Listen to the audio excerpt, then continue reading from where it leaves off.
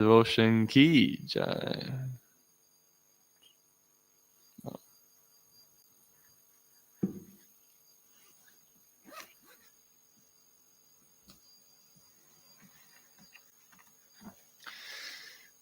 Om Namo Bhagavate Vasudevaya.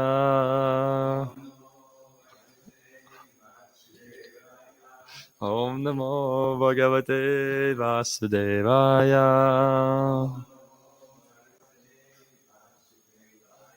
Om Namo Bhagavate Vasudevaya. Narayanam Namaskritya Naram Chaiva Narottamam Devim Saraswatim Vyasam Tato Jayam Udirayed Nashta Praesha Aptreshu Nityam Bhagavata Sevaya Bhagavati Uttama Shloke Bhakti Bhavati Naishtaki. Hare Krishna. We are reading today from 7th Canto, Srimad Bhagavatam, chapter 15, entitled Instructions for Civilized Human Beings. So we are halfway through, as in total, I was checking 18 verses, 80 verses. So we are halfway through. So we read text 41 today. Oh yeah.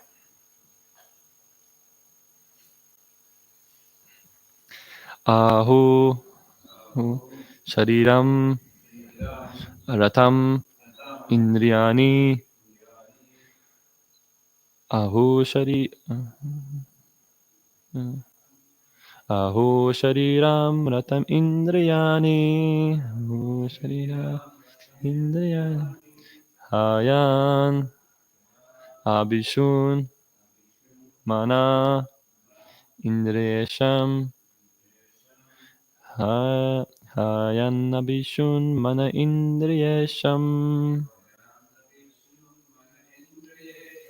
Vartmani Matra Dishanam Cha Sutam Vartmani Matra Dishanam Cha Sutam Jasam Chachutam Satvam Brihad Bandhuram Ishashrishtam Satvam Brihad Bandhuram Ishashrishtam Aho Shariram Ratam Indriyani Hayan Abhishun Mana Indriyesham Vartmani Mantra Dishanam Chasutam Sattvam Brihad Bandhuram Ishashrishtam Aho Shariram Ratam Indriyani Hayan Abhishun Mana Indriyesham Vartmani Mantra Dishanam Chasutam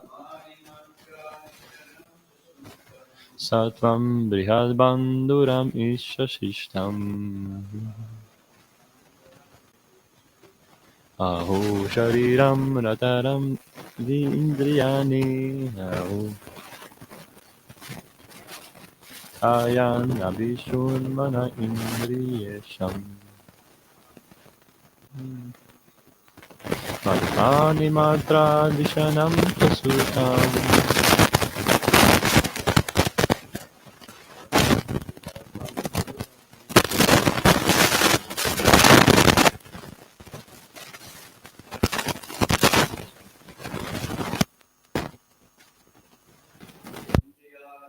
Aho Shariram Ratam Indriyani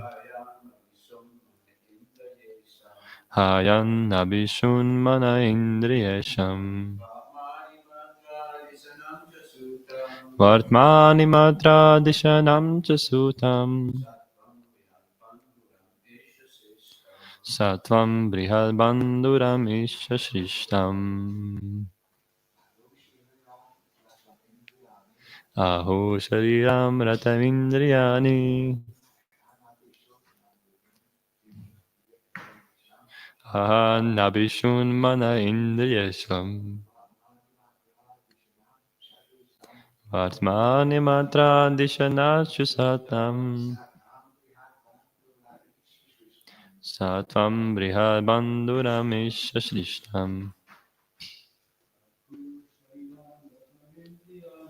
Aho shariram ratamindriyani Ayan abhishun mana indriyasham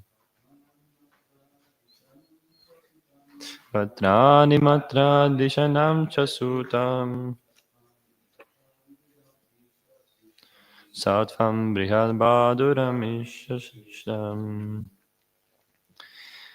So word to word, Ahu, it is said, Shariram, the body, Ratham, the chariot, Indriyani, the senses, Hayan, the horses, Abhishun, the reins, Mana, the mind, Indriya, of the senses, Isham, the master, Vartmani, the destinations, Matra, the sense objects, Dishanam, the intelligence, Cha, and Sutam, the the chariot driver, Sattvam, consciousness, Brihat, great, Bandhuram, bondage, Isha, by the Supreme Personality of Godhead, Shrishtam, created. Translation and purport by His Divine Grace, A.C. Bhaktivinoda Srila Prabhupada. Srila Prabhupada ki jai. Transcendentalists who are advanced in knowledge compare the body, which is made by the order of the Supreme Personality of Godhead, to a chariot. The senses are like the horses, the mind, the master of the senses is like the reins. The objects of the senses are the destinations. Intelligent is the chariot driver, and consciousness, which spreads throughout the body, is the cause of bondage in this material world. Purport. For a bewildered person in a materialistic way of life, the body, the mind, and the senses which are engaged in sense gratification are the cause of bondage, to repeat the birth, death, old age, and disease. But for one who is advanced in spiritual knowledge, the same body, senses, and mind are the cause of liberation. This is confirmed in Katha Upanishad 1.3.3 to 4.9 as follows. Atmanam ratinam vidhi shariram ratameva cha buddhitu saratim vidhi mana prakaram eva cha. Indriyani hayan ahu vishayam teshu gocharam so advana paramapti tad vishnu paramam padam. The soul is the occupant of the chariot of the body, of which the driver is the intelligence. The mind is the determination to reach the destination. The senses are the horses, and the sense objects are also included in that activity. Thus, one can reach the destination, Vishnu, who is Paramam Padam, the supreme goal of life. In conditioned life, the consciousness is the body. In the conditioned life, the consciousness in the body is the cause of bondage. But the same consciousness, when transformed into Krishna consciousness, becomes the cause for one's returning home, back to Godhead. The human body, therefore, may be used in two ways: for going to the darkest regions of ignorance, or for going forward, back home, back to Godhead. To go back to Godhead, the path is Mahat Seva, to accept the self-realized spiritual master. Mahat Sevam Dvaram Ahu Vimukte. For liberation, one should accept the direction of outraged devotees, who can actually endow one with perfect knowledge. On the other hand, tamodvaram yoshitam sangam. If one wants to go to the darkest reaches of material existence, one may continue to associate with the persons who are attached to woman. Yoshitam sangi sangam. The word yoshit means woman. Persons who are too materialistic are attracted to women. Sorry, the persons who are too materialistic are attached to women. It is said, therefore, Atmanam Rahitam Vindishariram Ratam Evacha. The body is just like a chariot or car in which one may go anywhere. One may drive well, or else one may drive whimsically, in which case it is quite possible that he may have an accident and fall into a ditch. In other words, if one takes directions from the experienced spiritual master, one can go back home, back to Godhead. Otherwise, one may return to the cycle of birth and death. Therefore, Krishna previously advises, Ashradana Purusha Dharmasya Parantapa Aprapyamam Nivartante Mrityu Samsara Vartmani. Those who are not faithful to the path of devotional service cannot attain me, O conqueror of foes, but return to birth and death in this material world. Bhagavad Gita 9.3. The Supreme Personality of Godhead, Krishna personally gives instructions on how one can return home back to Godhead. But if one does not care to listen to his instructions, the result will be that one will never go back to Godhead, but will continue life in this miserable condition of repeated birth and death in material existence. Mrityu samsara vartmani. The advice of experienced transcendentalists, therefore, is that the body be fully engaged for achieving the ultimate goal of life, svarta gatim.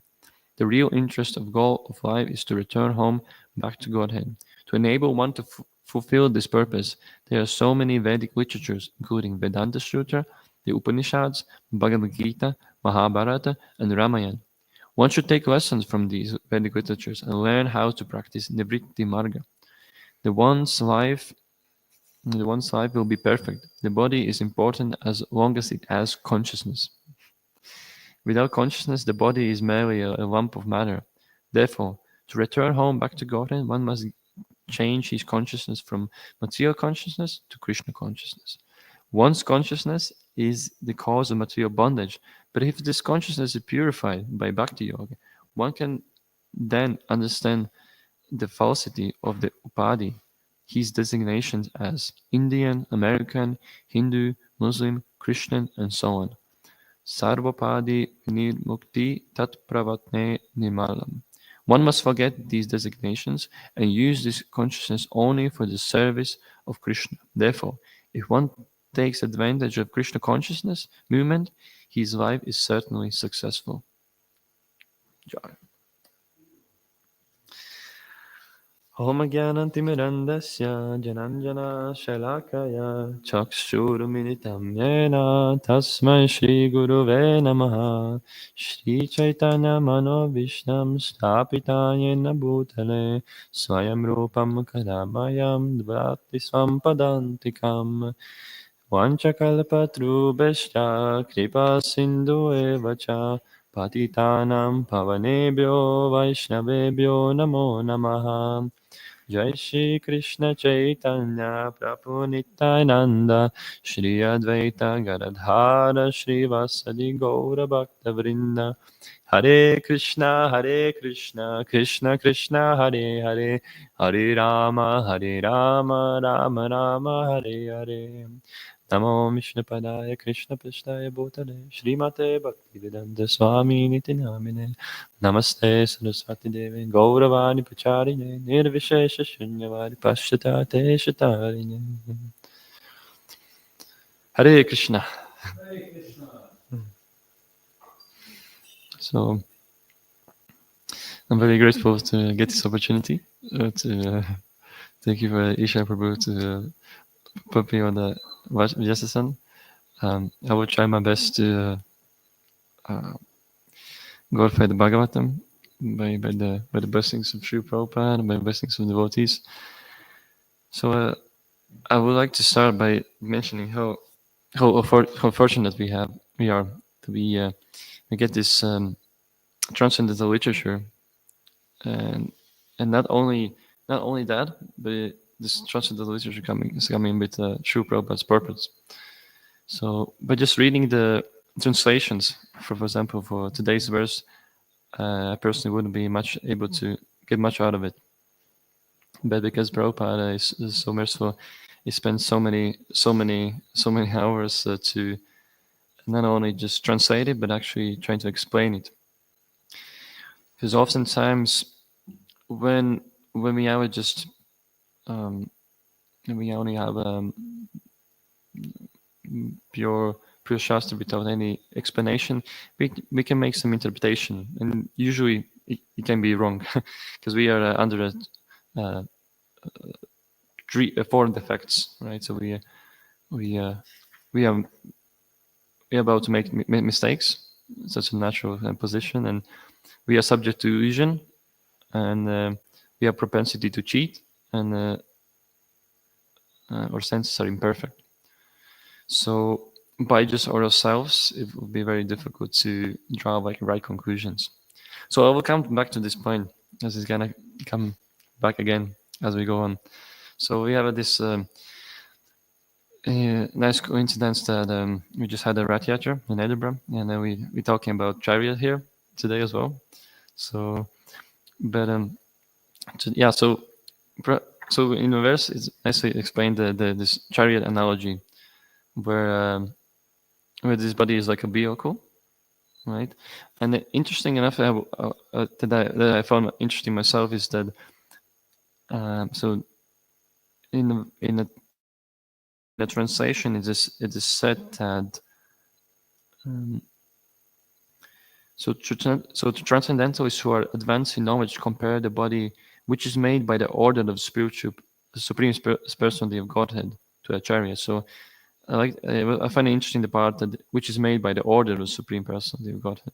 So supreme personality of Godhead, Krishna, has made this body for some sort of specific purpose. So, what is this? What is this reason? What is this purpose? What is this? Human potential that maybe other living entities or different bodies that don't have. So, as we go on the purpose, Prabhupada talks about how this specific vehicle can be used in two ways, right? So, as we're driving normally with the car on the road, we can have different destinations. Obviously, we can go to different places. We can go to Edinburgh, we can go to Glasgow, Aberdeen, Dundee, right? So whatever we choose to go for Sankirtan that day. And in the same way, this body, it can be used either to bondage or entangle us more in the material energy, or bring us to the path of the liberation. So what Prabhupada says, and he doesn't explain specifically, but what I kind of picked out was that, it doesn't say we should stop all our senses. It doesn't say, oh, we should stop using our senses, and that this is how we can attain liberation, love of Godhead. It actually says that senses here for a specific purpose, right? To engage them in Krishna consciousness. Because we can see we tend to go to these extremes. Either we enjoy your senses for some more self-enjoyment, for some material things, or we tend to go to this other extreme, saying, okay, I had enough of this material enjoyment. I'm gonna go in forest, not enjoy anything, fast for 1 month, not breathe, and so on and so forth, right? But I think Prabhupada kind of like, I think it doesn't say directly, but it says that that all these things that we have, these senses, are here for a specific reason. Same as this body, right? It's like a vehicle, right? When we use this body for the sense gratification, it means we go into the wrong direction. But if we don't using this vehicle, I mean, we are not moving, pretty much. We are like walking. So that's why I think what so far I've read from Bhagavatam is that this um, this meditation process of silence, silent meditation, and not engaging your senses, it takes a lot of years, a lot of lifetimes actually to through that sort of process to achieve the perfection. So it's the same as basically jumping out of a or chariot or car and starting walking. It's going to take a long time, but we might be going to the right direction, but it's going to take a really long time. So the senses and this body is here for a reason. So we should take a benefit and understand what is the right purpose. How can we use it at the best efficiency? So Prabhupada explains that actually so one might ask, what is so what is that topmost reason? So Prabhupada explains that the soul is actually occupying the chariot, and then the supreme goal of life is Paramam Padam, or is Vishnu. So so I found it really that was when I was reading. I had a little laugh when Prabhupada was saying that the body is important as long as it has consciousness, right? So it doesn't. I think what I really understand Prabhupada is that he doesn't say that Oh, you can understand in two ways actually. So when there's no soul, when there's no life, then the body is useless. And in the same way, like when the consciousness is not right situated, then the body is also actually useless. Right? So only when we actually have that right conscious understanding, where should we engage our time, or what is the purpose of me getting this body, right? So Prabhupada says that as long as there's the right consciousness, only then you can best bargain of this. No, yeah, make the best use of the bad bargain that you. So yeah, so in more in depth, Prabhupada explains. So there's obviously two ways we can go. Is we can either go to the darkest regions of ignorance, or we can use the body to go back to Godhead, right? So, and at the beginning of Srimad Bhagavatam, first canto, I believe Prabhupada explains that there only can be two people can be in happy in this world, either in full ignorance, complete ignorance, or elevated souls, saintly people. So nothing between, right? And it's funny because we in this material world, we're trying to find this golden midway. It's like sometimes I've sometimes heard people saying, how can I be spiritually elevated yet material wealthy as well? Shri coding time and Purusha key. Yeah. So sometimes maybe people are, so when we are kind of like starting the spiritual journey, we're kind of looking for this middle way. So how can we still be spiritual yet how we have a lot of money, nice car and house, or you can say it, how can I want to chant my japa but maybe in a nice car, or I want to chant my japa but maybe in nice big house, not in a small flat, right? So it's like sometimes we're trying to try to find a compromise, right? So but in actually as Srimad Bhagavatam explains that we have to go full on surrender, so we can be we can be happy in the darkest regions of ignorance, which is actually not a true happiness. It's just we think we are in a bliss, but actually we are suffering. So the other way is to go back to Godhead, and as Prabhupada explains further on, the way to actually go back to Godhead is to find a self-realized spiritual master. So that's like a requirement for that. And as we can see from Bhagavad Gita, right, so we have this same analogy of Krishna driving the chariot of Arjuna. So in the same way, Arjuna accepted Krishna as his spiritual master. So but in our own example or own situation, we can't really accept Krishna directly. So we have to accept someone representative of Krishna, right?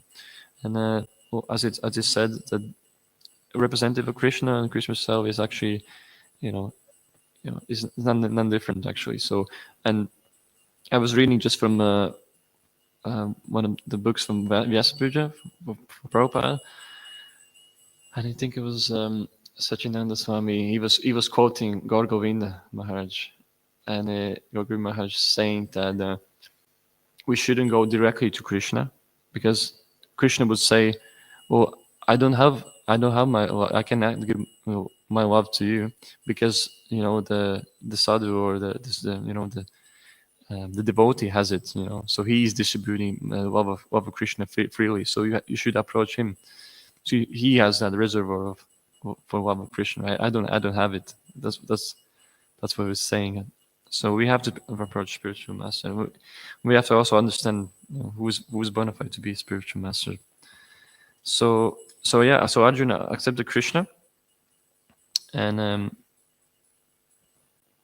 so in Bhagavad Gita 4:34, it says Tadviti panipatena pariprashena sevaya upadakshanti te jnanam jnaninas tattvadarshina. So it says, so the translation of the verse is, just trying to learn the truth by approaching a spiritual master, inquire from him submissively, and render service unto him. The self-realized soul can impart knowledge unto you because they have seen the truth. So the emphasis is here is actually try to serve the spiritual master. And interesting enough is that in purport, Prabhupada reveals a little secret of spiritual success. Right, so he says that there we go. The satisfaction of the self-realized spiritual master is the secret of advancement in spiritual life. Right, so our aim, or my goal. So we have got to a spiritual master. Check, that's good. We have got that so far. But the next step is to actually try to find a way how can we satisfy a spiritual master. The easiest way, and from the example of Prabhupada, and the best way is to satisfy spiritual master is by following his instructions. And so that's why Prabhupada made such an endeavor to preach in Western countries, right? But in our case, we should go on, preaching programs. But one of the main instructions is to chant Hare Krishna, right? So by connecting these two ends, so we have a body as a chariot, right? So we are on body, so for some specific purpose, and I ended up with chanting Hare Krishna, right? So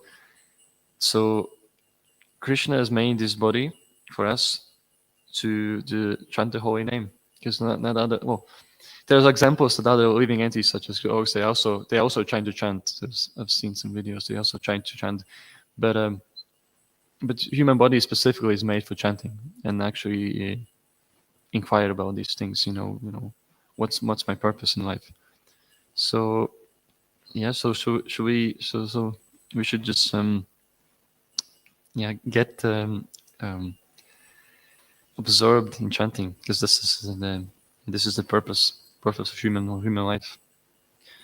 And so a little bit more about Prabhupada also talks about how it is actually, so rather than associating with opposite sex, it's actually more dangerous to associate with someone who is attracted to the opposite sex. So that's why we're trying to keep a good association. We're trying to be stay with the devotees, and only associate with someone when it's like sort of like for preaching purposes, right? So we're trying to be careful whatever we hear, whatever association we are getting. It should be we should be very careful. From my own experience, I can also tell that spending so much time when I was in university, I was trying my best to come every week to see devotees. But at the time I wasn't with devotees, it was very affecting my consciousness. I can tell, like, I started seeing as the people that I'm hanging out with. So I have to be very careful with this. And um,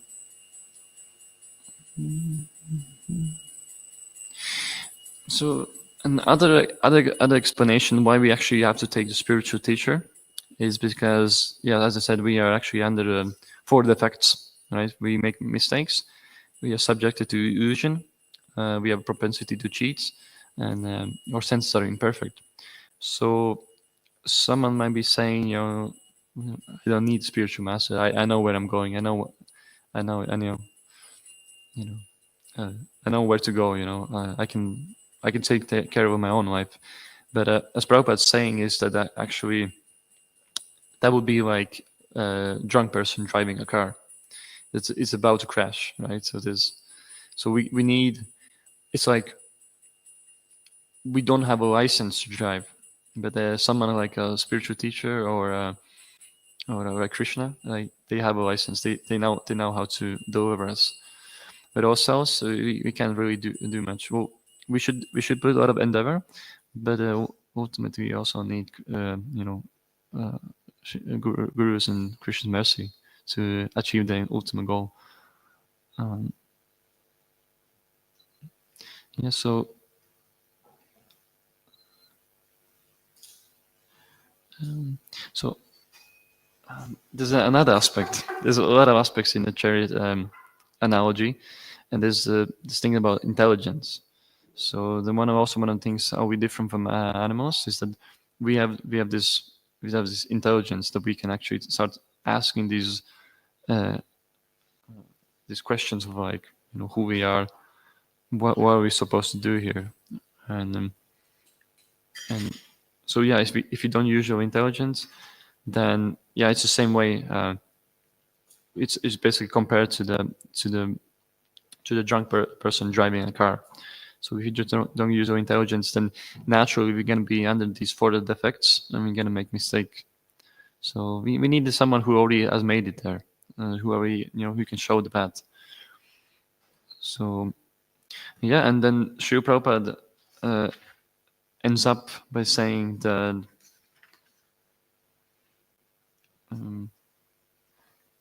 so it says that everyone should take advantage of this Krishna conscious movement because it's blissful, it's joyful, and it's in any way it's good. It's good for the material body as well as it's good for the spiritual advancement. So so he invites everyone to join to take advantage of it. Because these days we want to take advantage of so many other things. But Prabhupada emphasizes that where did you go?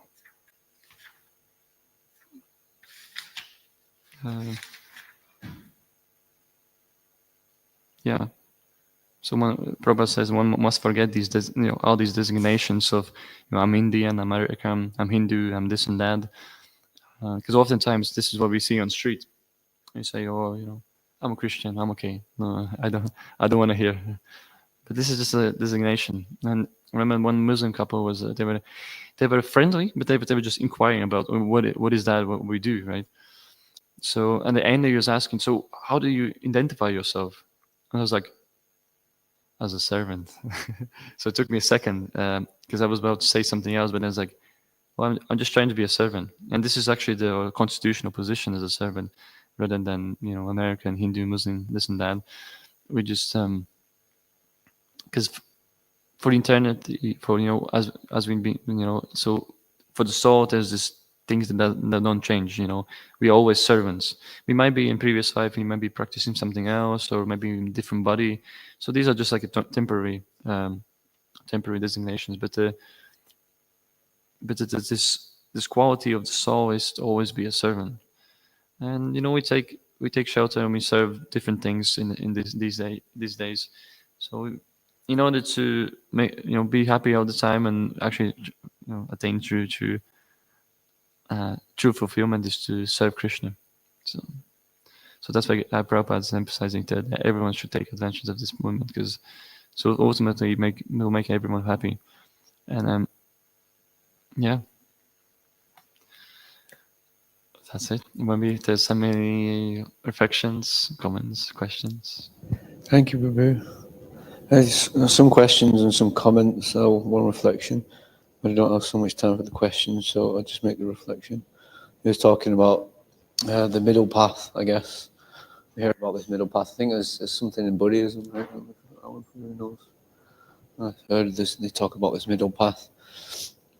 I was just reflecting that we actually have this quite present within sort of Gaudiya Vaishnava tradition in ISKCON. We have like very opulent grihastas that are actually very, very Krishna conscious. They have so much facility, but because they have Krishna in the center and they're not attached to it, they can actually remain very spiritual. Like Bhaktivinoda Thakur has probably had he didn't live opulently, but he had the facilities there. But he had like a train going from his house to the court, So yeah, it's important to keep Krishna in the center and be detached, and then we can actually have these things. Not that we even want them, right? But Krishna's giving them, so we can use them in his service.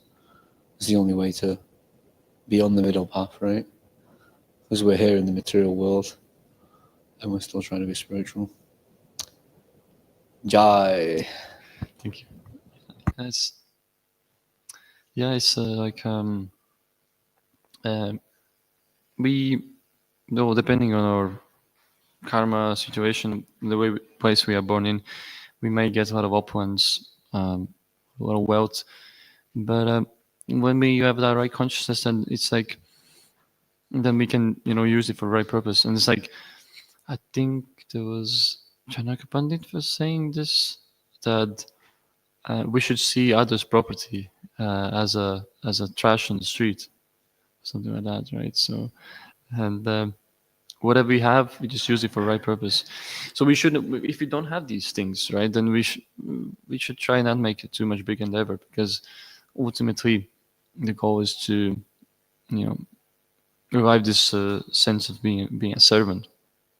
But if you punch too much time and entering some material things, then we just kind of waste a lot of time if it's not for the pleasure of Krishna. So yeah, and Bhaktivinoda Thakur is a really good example. Yeah. Thank you, Rubu. I think I'll ask a question anyway. I'm just waiting for some guests to arrive. But yeah, at the start you mentioned about appreciating Prabhupada's works and Sastra and stuff like that. And I was just contemplating, how do we truly appreciate Prabhupada's, what he offered to us, what he gave us in his Bhagavatams, his purports. How do we truly appreciate it and not just be sentimental, because we always run the risk of just being sentimental and not actually having something within the heart. So I would say Prabhupada, I guess, gives the example himself. Prabhupada gives the example by himself is we should follow his instructions in the same way Prabhupada followed his Guru Maharaj instructions. So when we read and when we understand, when we get some instructions, and when we apply it, then it becomes complete. So we haven't understood what does Prabhupada means, and that's kind of appreciation. We say, he gives instruction, and we actually try to live by it, and yeah. So initially, it might be maybe a bit artificial or mechanical, or maybe we just kind of like doing it because we read it somewhere. This is how to be done. But it's the same way. It's like you do it, you fake it until you make it. So, but yeah, should take up this process, and we should try to focus on actually understanding and get fully attached and put our heart into it.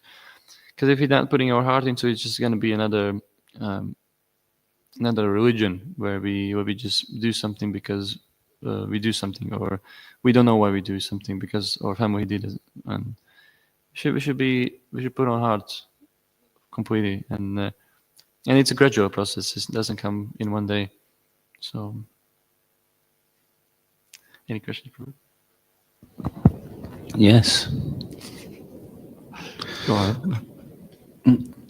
So you're mentioning about other religions there.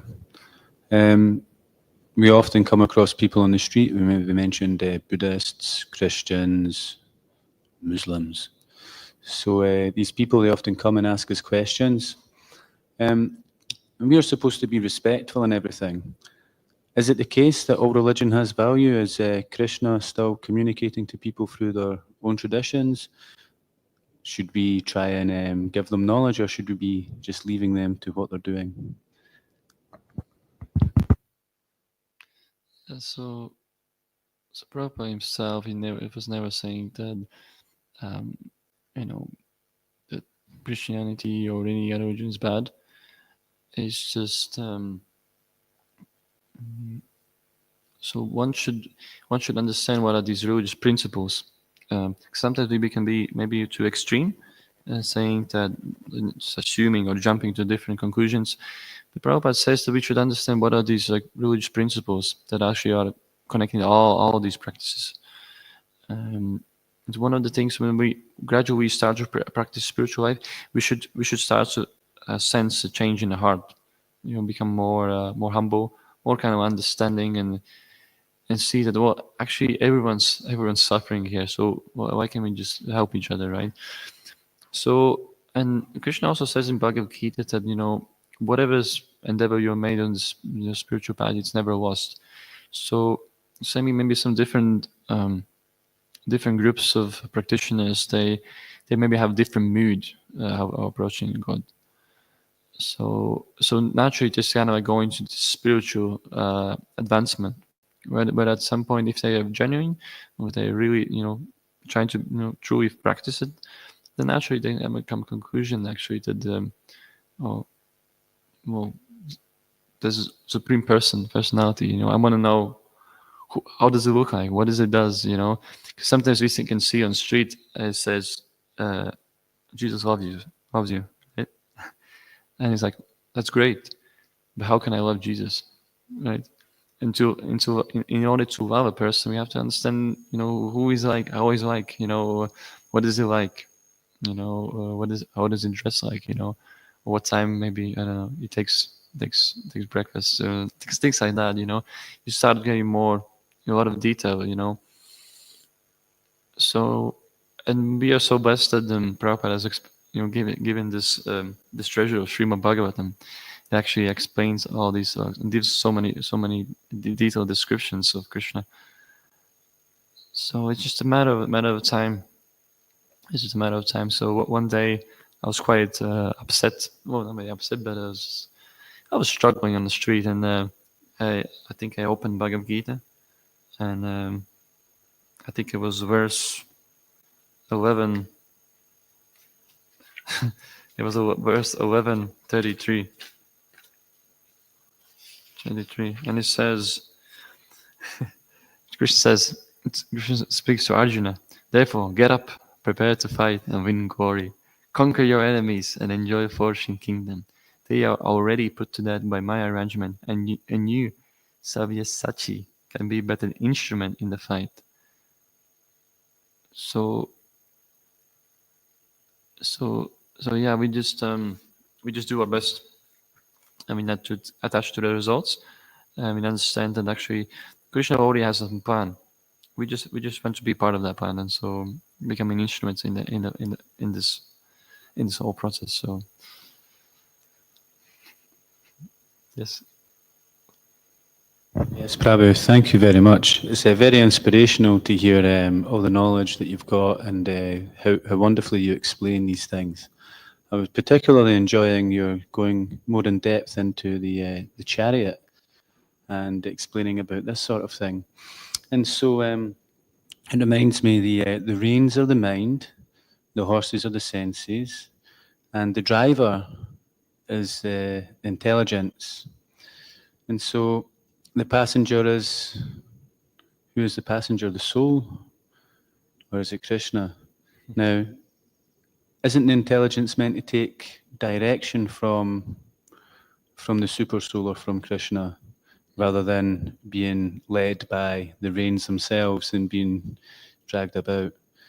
So what's the process for us to have our consciousness take in the right direction? So I think it was described also that so the passenger is the soul, and when in an analogy, but example in Bhagavad Gita, also Krishna takes this driving seat. So I think Prabhupada is saying is like the intelligence should be rightly situated, and then it talks also about consciousness. When the consciousness is right, then so intelligence and consciousness should be attached to Krishna, sort of like you should be connected to Krishna, so we can get the right sort of like instructions. So if I remember correctly, intelligence, so the mind is in the mood of goodness, right? So whatever the intelligence is saying, that's what the mind is going to do. So whatever the reins, whatever direction you want to go, that's where you're going to go. And so the intelligence is in mood of passion, if I remember correctly. So we should try to with the intelligence we should try to absorb shastra, absorb do chanting, association. Yeah, use that because Prabhupada says that we should use your intelligence in the right way, because you can see other living entities, they maybe don't have such a maybe high grade of intelligence, so they're not able to utilize understand that, okay, I'm in this cat's body, but I gotta start chanting, I gotta get out of this material world. So we get this opportunity, we have this higher grade intelligence where we can understand that that we should surrender to Krishna, let Krishna kind of like take control.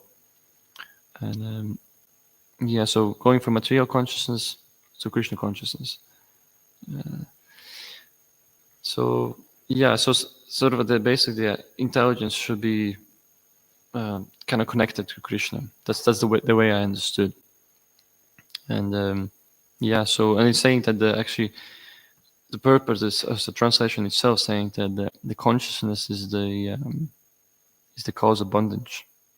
And so we have a right consciousness, then we will attain it. Naturally, we attain correct destination. So something like that.